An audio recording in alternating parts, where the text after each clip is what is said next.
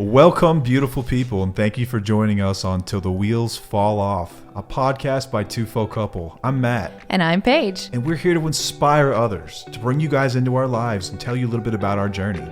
Over 20 years together, we've learned a few things. We're going to work toward being the best version of yourself possible. We're going to dig into building a positive mindset, discuss mental health, addiction recovery, improving fitness, building businesses, and insight into what it takes to navigate life today.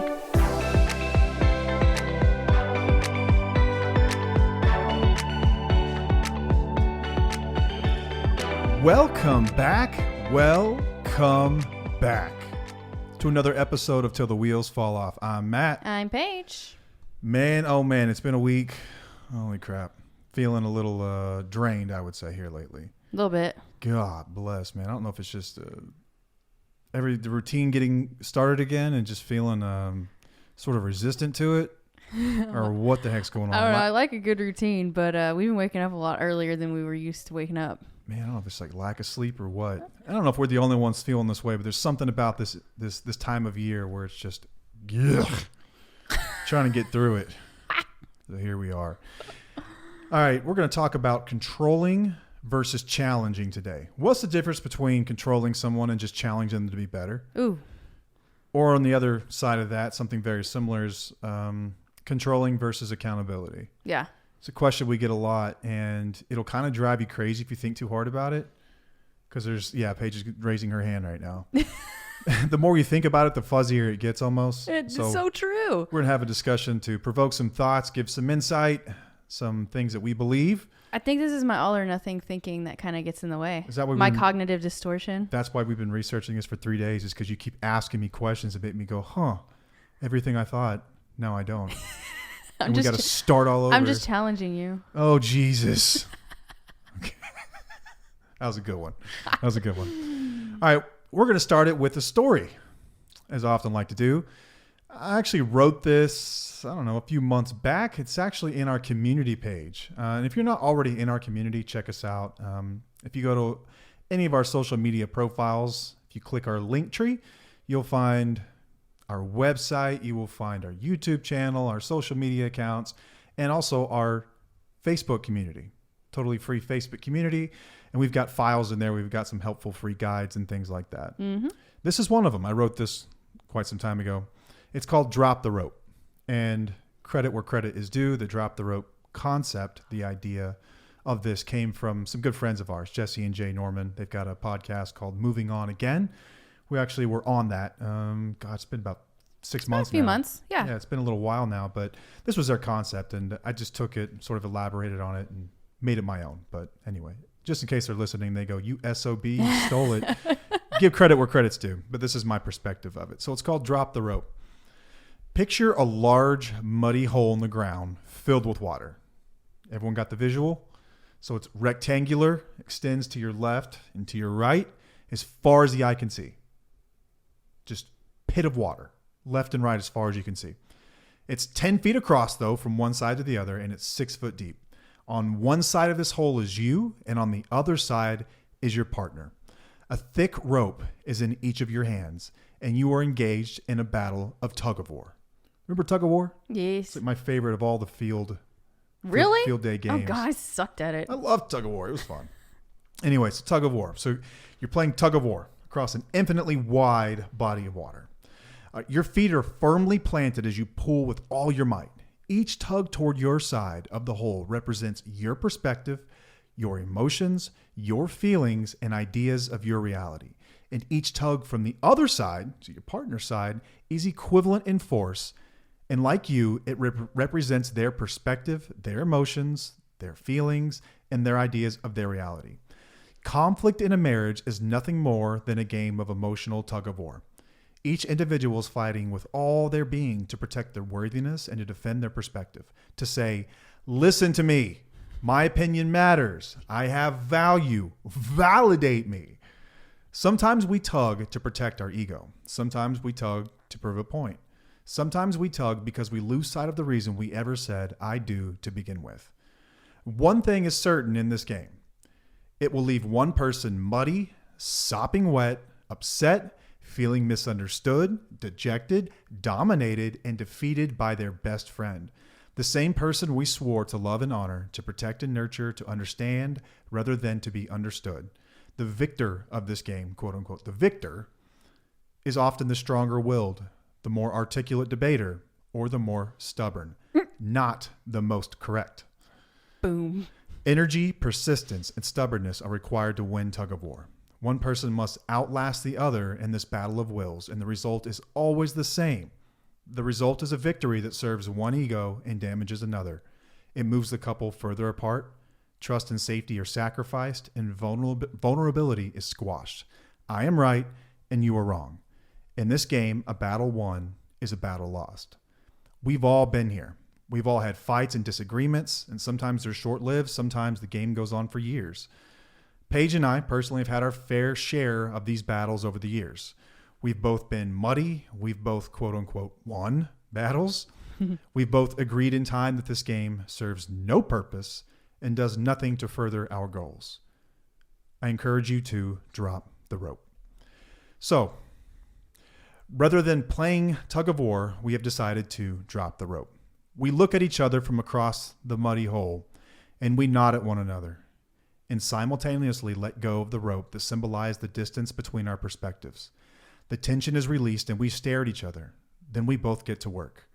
Behind each of us is a pile of wooden planks, a hammer, and a box of nails. We get on our hands and knees, and we begin to build a bridge. Each swing of the hammer represents the effort that we must put into our relationship.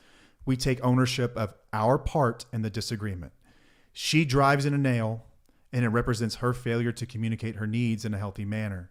I drive in a nail, and it represents my inability to listen to her perspective and accept it as valid.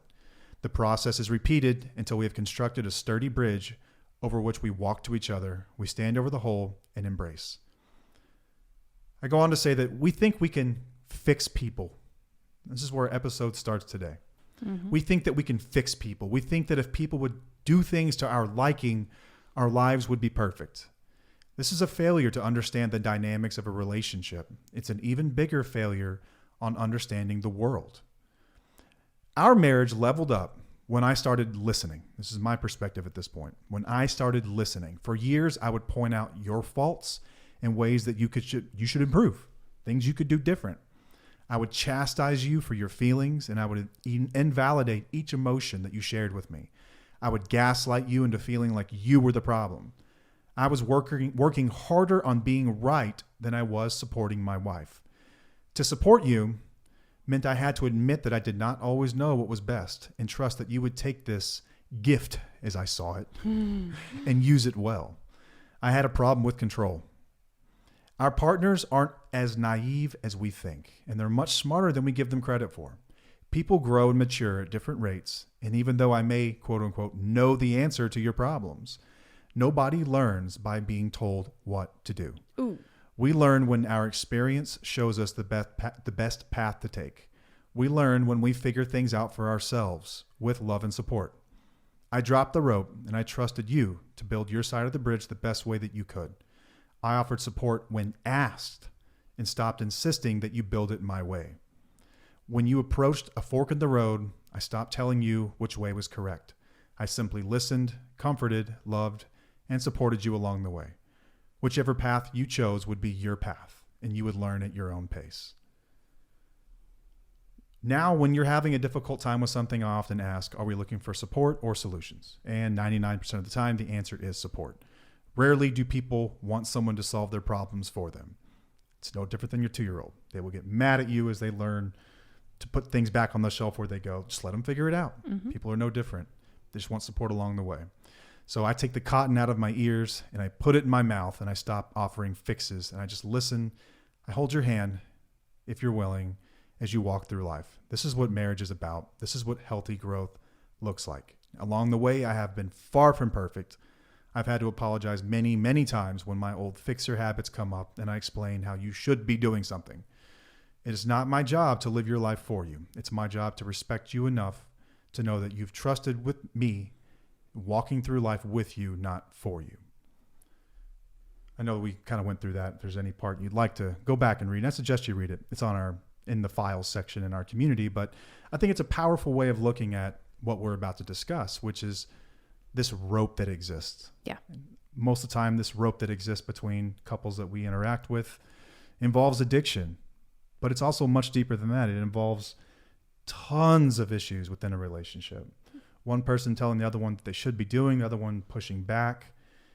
I think we often forget that we've got two separate people in a relationship, and this bridge and this rope even that symbolizes our differences, what we want. And it's almost like we've forgotten where we were going all along. Mm-hmm. So that brings us to this question that we get quite often, and it is complex and complicated to say the least. What's the difference between controlling someone and challenging them? Mm-hmm. And what's the difference between controlling someone and just holding them accountable? How did this come to be, Miss Black and White? What do you mean? What do you mean, how'd this come to be? Because when I'm asked this question, I'm kind of like, okay, that seems fairly simple. Then we talk about it. Because we start talking about it and it all goes together. Because, and we've talked about it in another episode where it's like, as a partner in a relationship with somebody who has a substance problem, we're just trying to help them be the best version of themselves possible. But they'll look at it as controlling. Yeah, it's usually what you get back from them. Yeah. Stop telling me what to do. Don't tell me love what me to for do. who I am. Yep. This is just me. This is the way God made me. You can't love me for who I am. Right. So it gets confusing. It's like, oh, well, I'm just trying to help you. So where are we controlling them? I think all those things that they're saying back to you apply if you're saying, why don't you like romantic comedies? Why can't you just like romantic comedies? Mm-hmm. If the response then is, it's just not my thing. Like, I'm just not really into that. That's your bit. Like, but what? I'm literally raising my hand. This is what Sydney does whenever she wants to talk to us. This just made me think. We were recently talking about skiing, right? Yep. I don't like skiing. No, you don't. I'm not good at it. Hate everything about it. But you have tried to push and push and push. I've tried to challenge you. Ah, see? But Yeah. Is it controlling or is it challenging? When will you take no for an answer? I take no for an answer. I understand that it's something you may never like. Yeah. But I can also point out the fact that you've lost like 50 or 60 pounds and you're more athletic than you've ever been. And it could be more enjoyable for you now. Right. But you also love the mountains. I do. And you're also okay with going to the mountains and allowing me to get on a snowboard and cruise down some mountains. And I could ask, hey, do you think you want to give it another shot? And accept if you said no. Okay. Didn't mean I won't challenge you to do it, but I can accept if you don't want to do it. Okay. Now, that is not a deal breaker in our relationship, though. No. But that's a great example of what the difference between challenging someone is and controlling them. Okay. Controlling would be dragging your ass up there, shaming you for not wanting to do it, getting you lessons, waking you up that morning, pushing you in the car, making sure you've got all your gear, making sure you're on that mountain, checking my phone to make sure that you didn't leave the lessons and sneak off to the lodge and like go get you like a hot toddy or something. Or go to the hot tub. Yeah. Calling your instructor. How's she doing? Is she doing all right? You know, like okay. Yeah. sort of manufacturing this world where you can succeed if you just follow my instructions. Yeah. As opposed to just understanding the fact that, man, you're not really a fan of going 50 miles an hour down a mountain when you can't stop very well. I get that. Okay. But it's also something really enjoyable, and I will challenge you. Probably Okay. forever. I liked that give example. to give it a shot. Okay. It's a little different when we're talking about addiction, though, isn't it? Yes, it is. It's a little bit But different. you had a very good example when you were saying, like, looking at my location, dragging me out, making sure that I was doing what I was supposed to be doing. That goes a lot of hand in hand in an addiction, in this type of relationship. Yeah, an addicted relationship. Yes. So you can challenge someone without controlling them. Yeah. There is, if you drew a Venn diagram, I actually did this because she confused the absolute crap out of me. I thought I had this episode licked, and I'm like, we'll do this in 10 minutes. Don't worry about it. We got this.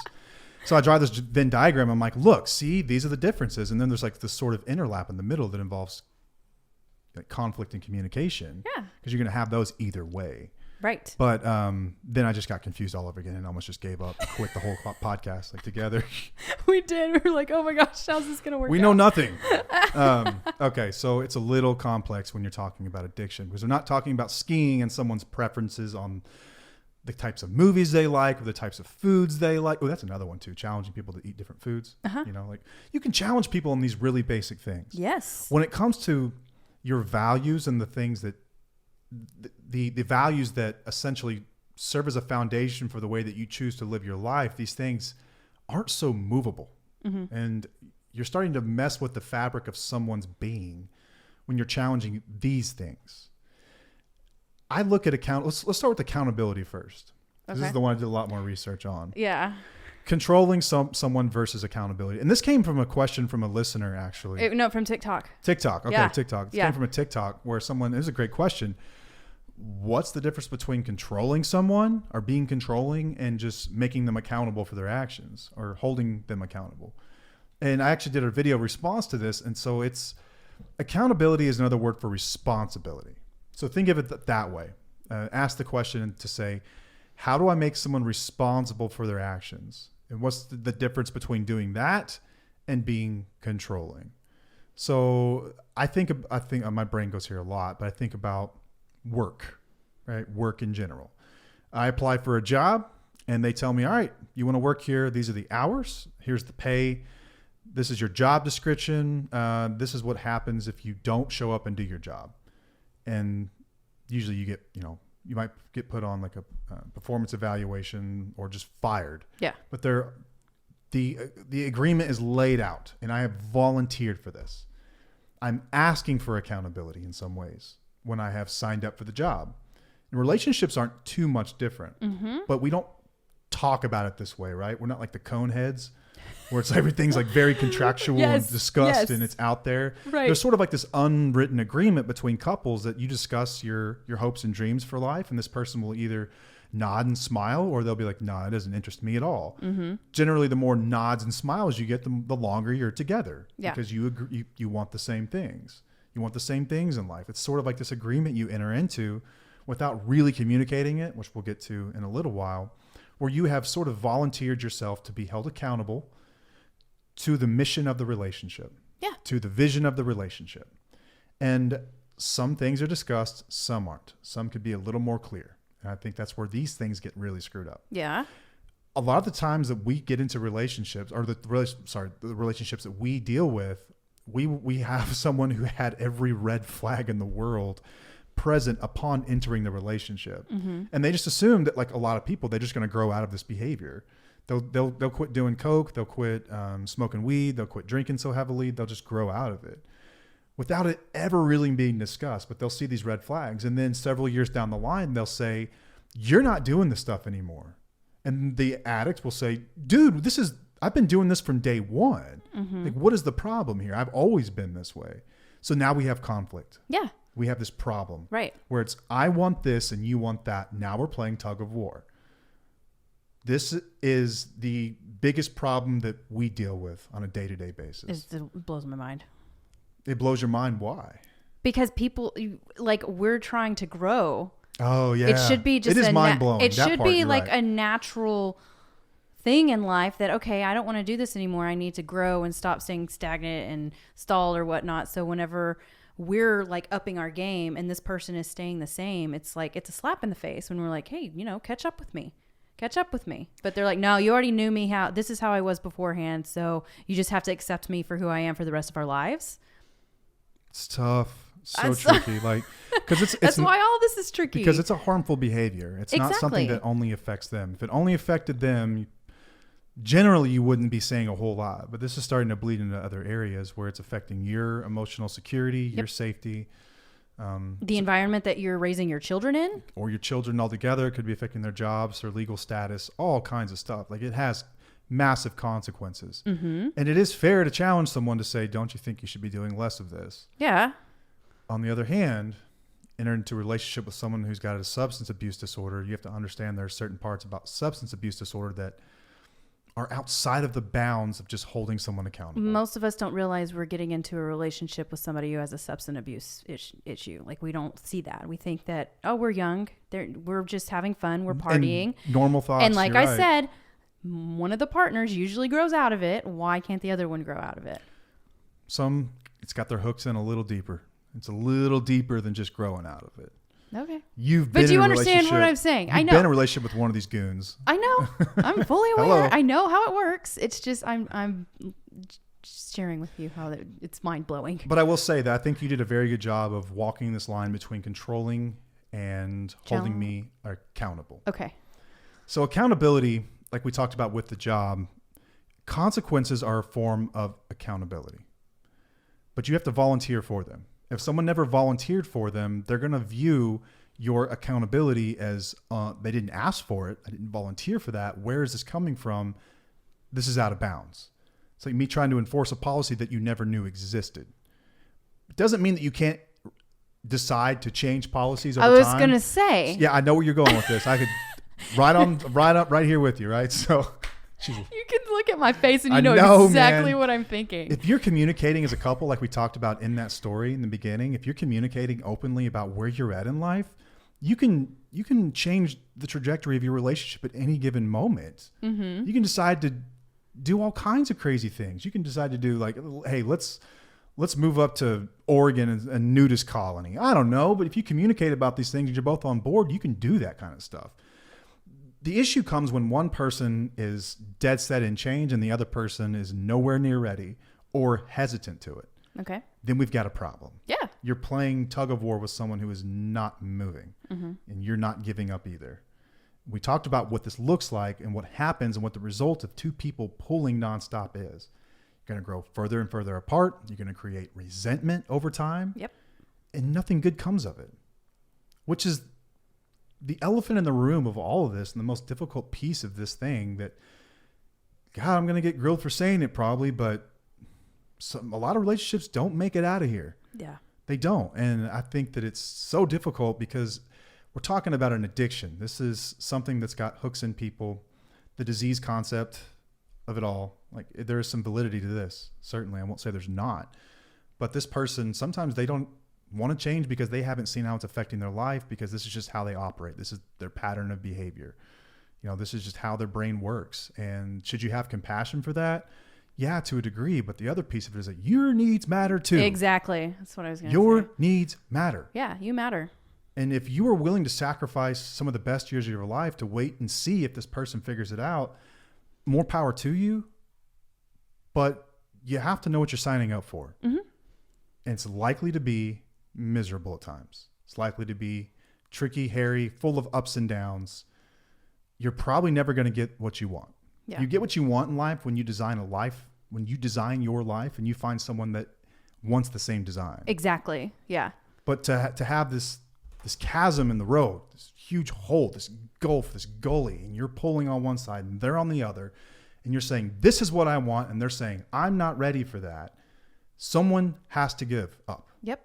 And walk off and say, I'm going to have to do this on my own then. Yeah. And that's often where things get.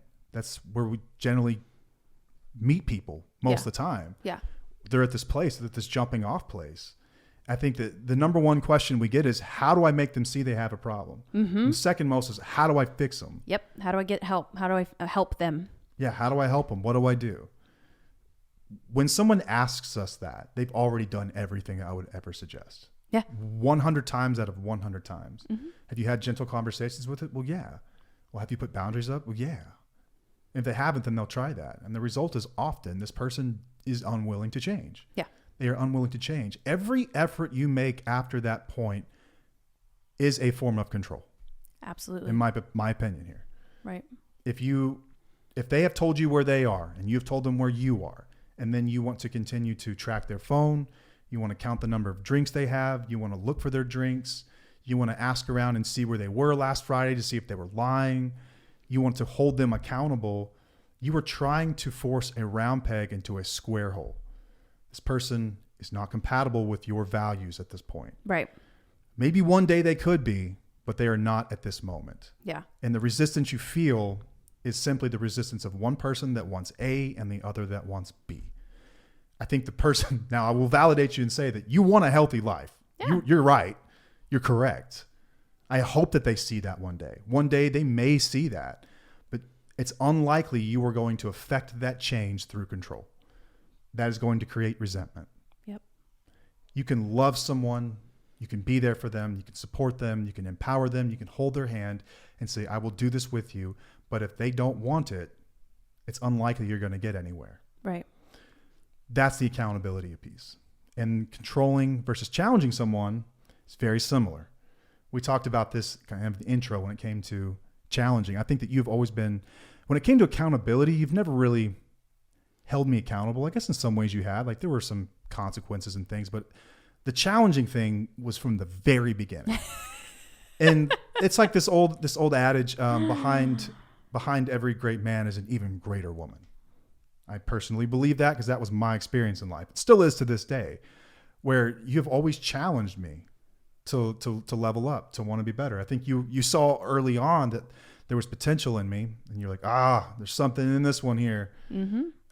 If I could challenge him enough, and if he'll listen and want to do these things, like he could be incredible. We could be amazing. I could be happy. He could be happy. Right. And he could live up to his potential. And you kind of took the lead there. Mm-hmm. I don't think that's uncommon, and nor do I think it's unhealthy to challenge somebody. Right. I was controlling when we were younger. I think most 14-year-old girls are. I was going to say. A lot of teenagers in there. Yeah, pretty controlling. So what are some of the differences between like controlling someone and challenging them? Like, what's that line look like? I mean, just like basically parenting them, and surveillancing and making sure they're doing what you think they need to be doing. That is a form of control, and that is exhausting as hell. Like, I don't think that's one thing we're not big on having like find my location or whatever on our phones. Is that what it is? There's like apps and stuff where you track other people's locations, and we have that, especially like for our kids and stuff, but we don't utilize it very often with each other.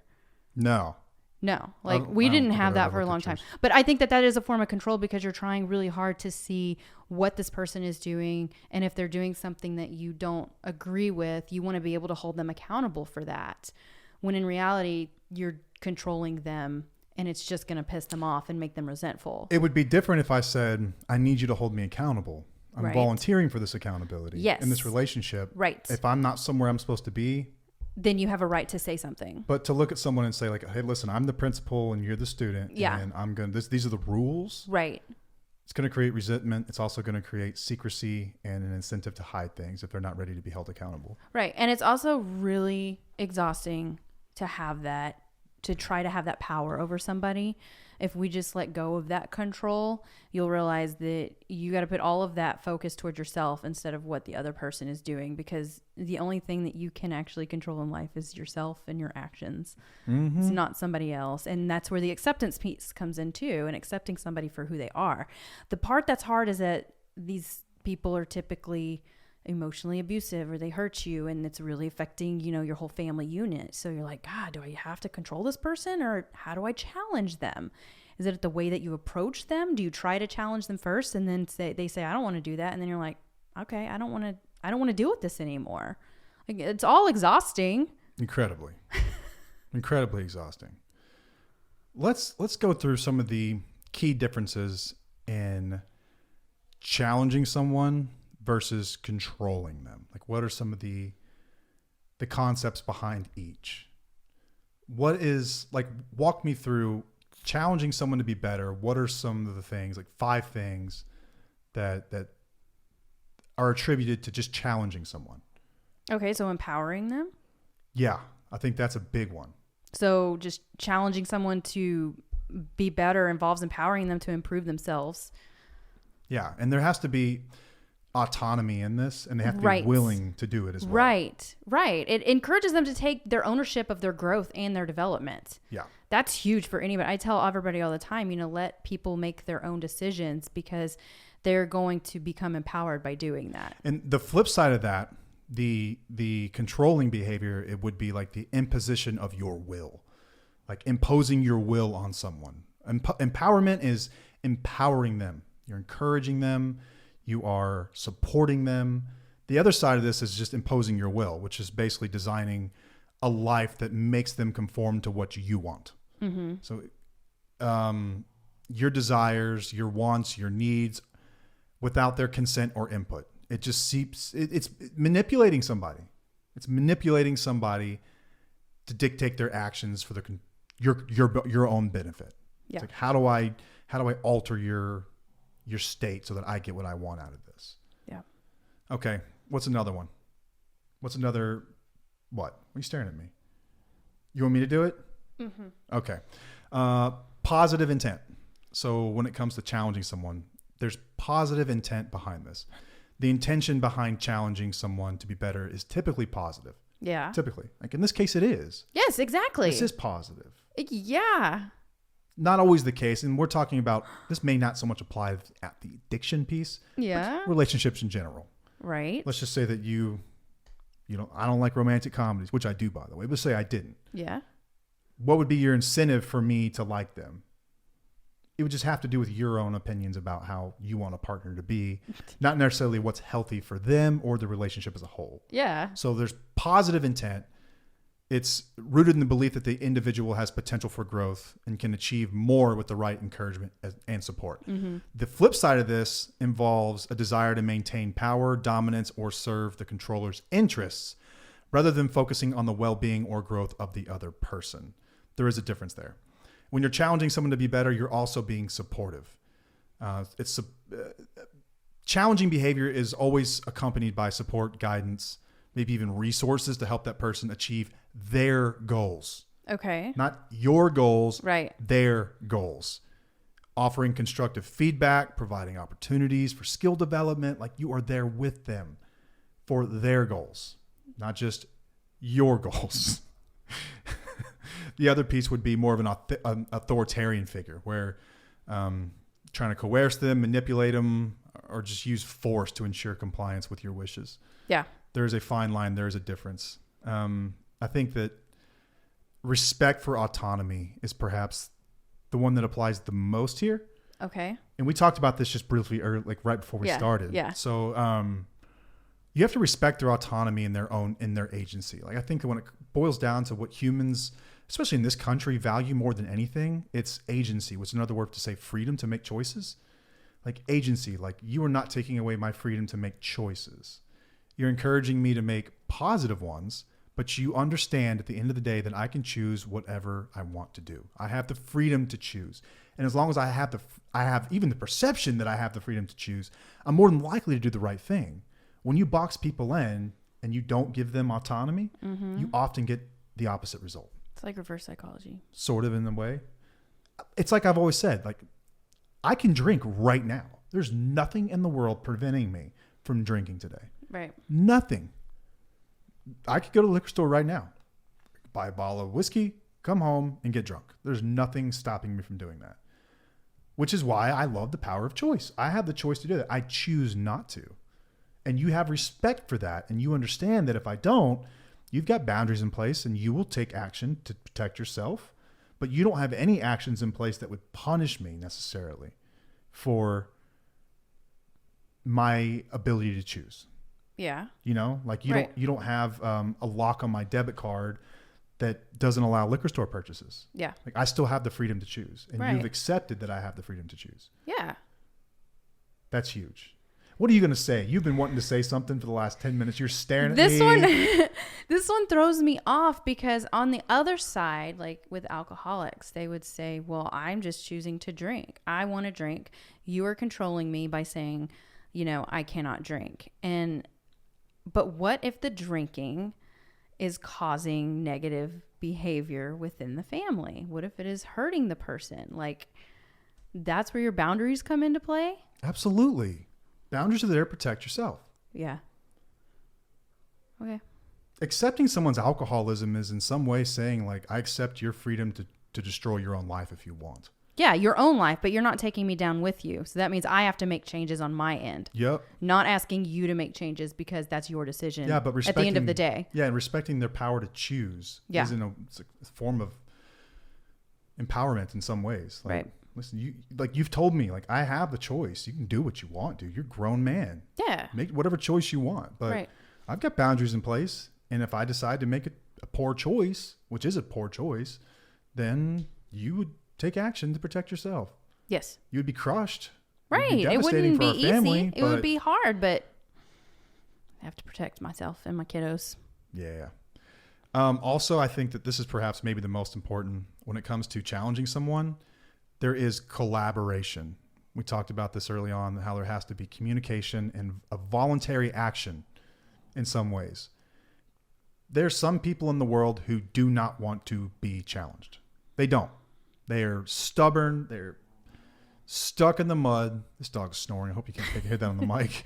But they want nothing to do with being challenged. They're totally content being who they are. They don't care what you think. They're just like, you know what? This is me. I'm going to do me. You do you. I do not care. Challenging someone is, when done well, is a collaborative effort. It's respectful dialogue. It's discussion about goals, aspirations, and the steps needed to achieve them. Mm-hmm. This happens in healthy relationships where there is communication about the direction of the relationship. Yeah. Because things can change overnight in a relationship. If you're not communicating them, you will often get this divergence where you've got one side wanting to do one thing, the other one saying, what the hell, when did we decide to do this? And you feel like you're just torn apart. Yeah. But there's a difference when you're challenging someone. There is collaboration, right? Control is one-sided. That's the difference. You've got your demands prioritized and the other over the other person's desires or needs. Mm-hmm. I would say desires is more like it when it comes to addiction. But this is like to say that they have a choice, poor as it may be, that's their choice. I need your thoughts here because I feel like you're just because you're looking at me and I'm not saying much. Well, no, you get this look where you're like, I got more questions. We got to get to the bottom of this before you shut this thing off because I got questions. And if you have questions, it's likely that a lot of people have I don't think I'm going to questions. be able to articulate this very well, but the way that I read this and I look over it is the whole, like, I always looked at control as a negative word. And this is, again, my black or white thinking. And I always thought of it as being, I just want to challenge people. I'm not controlling people. I'm just challenging people. I don't know. It just throws me off sometimes. This whole topic kind of just threw me off. You are free to challenge anyone in your life at any given time. Yeah, I know that. They don't have to accept your challenge. That's the difference. I think that's where people get lost. It's like, but they're still not doing what I'm asking them to do. I'm like, people have the freedom to reject a challenge. Right. And so many people hang on to that so long. It's like, I'm just going to keep trying. I'm going to keep challenging. Then it turns into controlling. And then you get crazy and you lose your mind on them. Right. Yeah. They don't have to accept your challenge. I've always been willing to accept your challenges. I've always been willing to accept anyone's challenge. So you tell me I can't do something, I'm going You're to more than likely want to try to do it. Yeah. Like you've even learned that you can just do that with me. Yeah. You can just tell me I can't do something and without saying anything else and just walk off and know that he's going to do exactly that. Yep. I have done that. But not everyone operates that way. Not everyone is, geared to grow. I think in some ways people are, but there are some out there that they make a conscious choice to stick right where they're at, and they don't want to hear it. They don't care what you're doing. They don't care what books you're reading or where you want to go or where you want to be. And this is the most difficult conversation to have with people is that maybe you have outgrown this person. Right. And that's what gets complicated because it's like you try hard and you just love this person and you're trying to just help them see their, greatest potential and you just want to shake them over and over again. And then that's when you start losing yourself because you're not living by your values and you're not living by what you believe in and you're putting all of your effort and focus in trying to fix this person when in reality they don't want to be fixed. You have to just put all of that toward yourself, and that's way more empowering. I would encourage you, your partner, your loved one to read the Drop the Rope story. Read that together. It's disarming. It will get you both in a place where you're like, okay, let's talk. Let's talk about where we're at. Let's talk about what our vision is for the future. Let's talk about our relationship. Let's talk about where things are headed. Let's talk about dropping the rope. Maybe they will, maybe they won't. I think it's a healthy way to approach that type of communication. Yeah. Because oftentimes people have just gotten so far apart Yeah. from where they're at in life. And addiction can derail your relationship. It can derail your life. And we are a testament to the fact that there is hope for some. But for many others, they've gotten to a point where one is so unwilling to change, they have left the other with no choice but to make their own path. Yeah. It's incredibly difficult. And like we've said, like knowing when to quit is also a skill. Yeah. Like knowing when to give up, knowing when to quit, Right. knowing when you're not going to sacrifice anymore on this person. And you're trauma bonded, codependent. Your emotions are not satisfied unless theirs are. And we just can't control people that much. We can't rely on others for our own happiness. Yep. Other people can enhance our lives, but they should not be our lives. Right. It's incredibly tough when you've got someone who there's potential there. If they quit drinking and they got their shit together, they could figure it out. Yeah. And like Richard Pryor said, if your aunt had balls, she'd be your uncle. What if this all day? I know it's so crazy. Y'all, he's been saying that But our whole life. But we could what if this all day long. What's the reality though? What's the reality saying? Yeah. Are they or are they not? If they're not, start to consider what your life would need to look like for you to be happy. Right. Which I hate to be the Grim Reaper here. Like I can't stand it. I hate having to even go there. I want to give people hope, but for so many, that's not the case. Like they're in a position where like they are willing to do anything and their spouse is not going to move an inch. Yeah. Protect yourself. Yep. Set up boundaries and protect yourself. Protect your peace. Do what you have to do. And let go of the control. And we are here for you to support you along that path, along your way. I know it's not easy. It's probably the scariest thing in the world, and we get it. Yeah. We get it. We've had to do this in other areas of our life, not so much our relationship, but it doesn't get any easier. I promise you that. It's terrifying. It's freaking terrifying. Yep. But I hope we've cleared up some of the aspects of control versus challenging someone. Or made you more confused. Control versus accountability. Man, I'm telling you, like, when we first broached this, like I was sitting at the table eating and she asked me, like, oh, that's easy. And I spit off, 5 seconds. And she's like, well, what about when I'm like, oh, now we're off to the books and reading about this. Well, it's kind of funny because our last episode, the whole intentions versus actions or whatever, I'm like, this is easy. Like I can just look at this and this is common sense. And you're just like, but what about this? So we kind of shifted in our... We flipped on that, didn't we? Yeah, we did. We flipped on it. But anyway, laid out some criteria for what are some controlling behaviors versus what is challenging someone, controlling versus accountability. And I think that one of the common threads between challenging and accountability is this acceptance of the other person to want to accept these things. Yeah. They have to volunteer, essentially. They volunteer. Yep. And if they don't volunteer, then you are shoving a round peg into a square hole, and more than likely will be for quite some time. Yep. Anyway, I think that's all we've got here today. Hopefully we didn't confuse the absolute crap out of you, but if we did, let us know. We've got inboxes open. Happy to answer any questions and clarify some things here. Welcome to the craziness of this. This is how we roll. Okay. If you haven't already, we would love to hear from you. We would love feedback of some kind. So if you haven't left us a review, we would love to get that. Whether it's something private you want to email us, info@twofocouple.com, or leave us a review on any of the podcast forums. We would love to hear what you think about this, what you think we could provide more of, or hell, less of, whatever you think. We'd love to just hear from the listeners. Yeah. We started this thing kind of with the intent, hey, we just put this out there, see what happens. And as it turns out, a lot of people listen now. And so I want to make sure that we're providing the best content for you, because we know that you can choose to listen to anything. You could download any number of episodes, but you're listening to us and that means something. So we want to make sure that we're showing up for you. Word.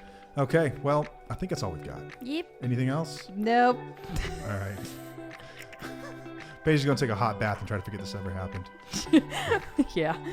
All right. Until next time, I'm Matt. I'm Paige. And we'll see you. Bye.